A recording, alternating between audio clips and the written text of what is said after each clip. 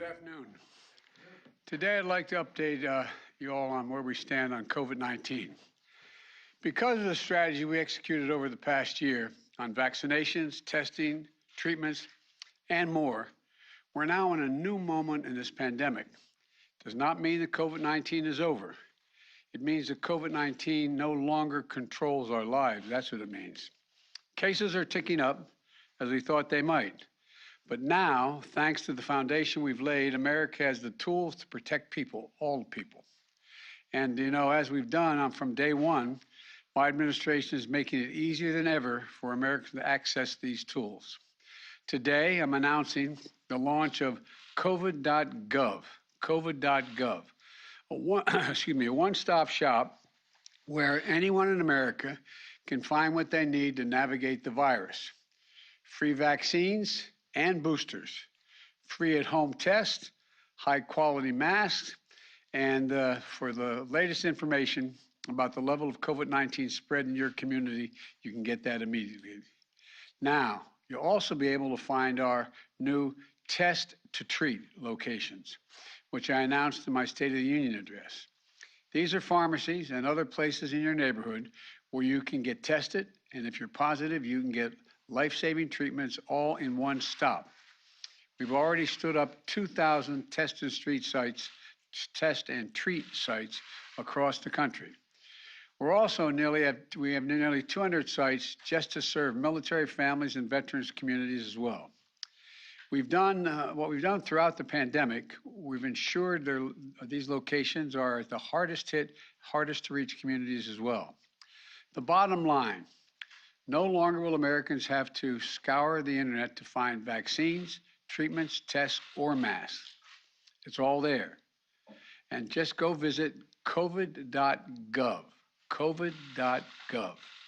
And let me remind you, when I took office about 14 months ago, the pandemic was raging, the economy was reeling, and the deficit was soaring. Most schools were closed. We didn't have enough vaccines. The unemployment claims were sky high, and then we got to work and we delivered. Enough vaccines for every American months ahead of schedule. Effective treatments, at-home tests that are free and accessible. Over 99% of our schools are open again. Businesses are open again. And because of how we responded, we created more jobs last year than ever before, 6.7 million jobs. And by the way, we did it while cutting the deficit, the largest one-year deficit reduction in American history. Say that again, the largest one-year deficit reduction in American history. But none of that happened by accident.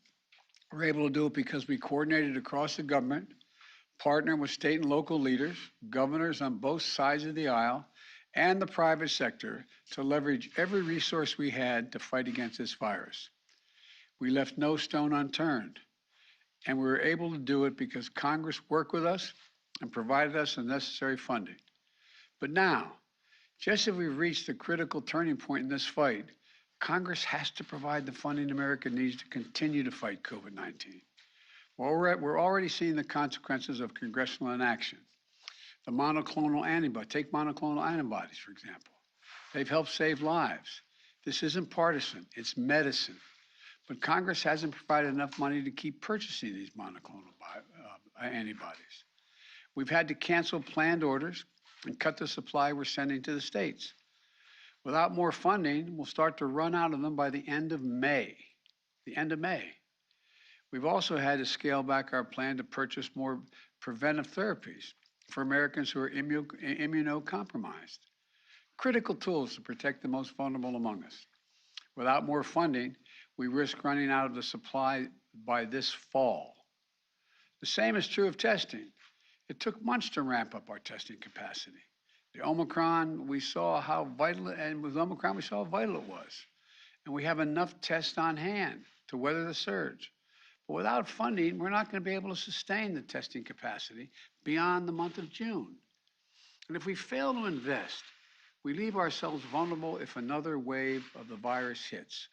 Look, on vaccines, and most important tool in this fight, we're also running a risk.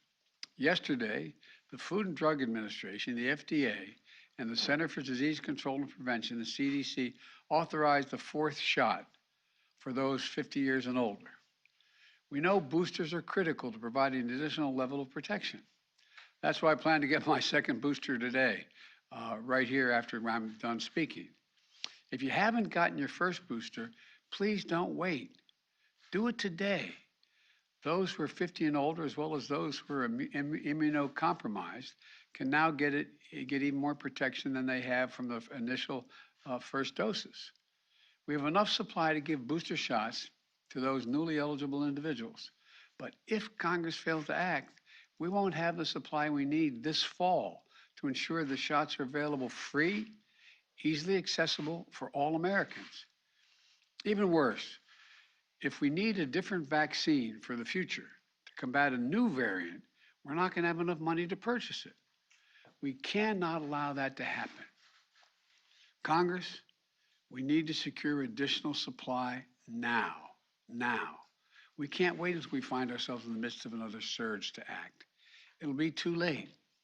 And we also need this funding to continue our efforts to vaccinate the world with commitments we made. It's critical to our ability to protect against new variants. There's no wall you can build high enough to keep out a virus. Congress needs to act now, please. Let me close with this. I've worked so hard to get our lives, all of us have worked so hard to get our lives back. We're summoning every ounce of American resilience, pulled every lever of our government, called upon the goodness, decency, and patriotism of American people. Together, we turned an unthinkable pain into an extraordinary progress and purpose. Americans are back to living their lives again. We can't surrender that now. Congress, please act. You have to act immediately. The consequences of inaction are severe. They'll only grow with time, but it doesn't have to be that way. We've proven what we can do when we work together. So I urge Democrats and Republicans to get this done with urgency. Let's stand united. Let's continue to pull together. Let's get this done.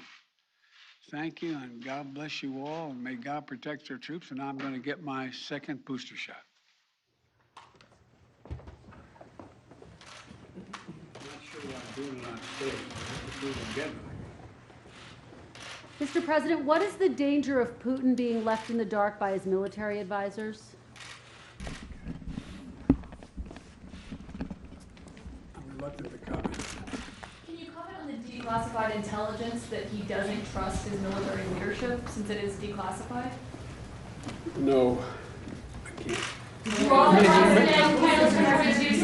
Provide security guarantees to Ukraine as part of peace talks. Doing great. Is the U.S. willing to provide security guarantees to Ukraine as part of peace talks? Okay. All right. Mr. President, are you going to extend Title 42? We'll have a decision on that soon. What did President Zelensky tell you about the... Recent four countries of vaccination will impact the fight against COVID here.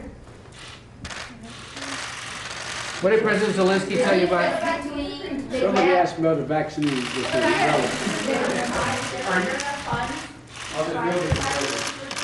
Wonderful. Mr. President, what did you hear from President Zelensky today about negotiations with Russia? I've always thought that it discourages people getting the vaccination when they watch people get a needle in their arm. So I apologize for discouraging. It didn't hurt a bit, and I was able to roll my sleeve up, and thank you all for Can you meet with Trump retirees, Mr. President, while they're here in Washington? They say that you promised them a meeting. I'm going to see if I can get to see them. Today? They're good people. We're trying to work that out. Thank you. What did President Zelensky tell you? What did President Zelensky tell you about negotiations?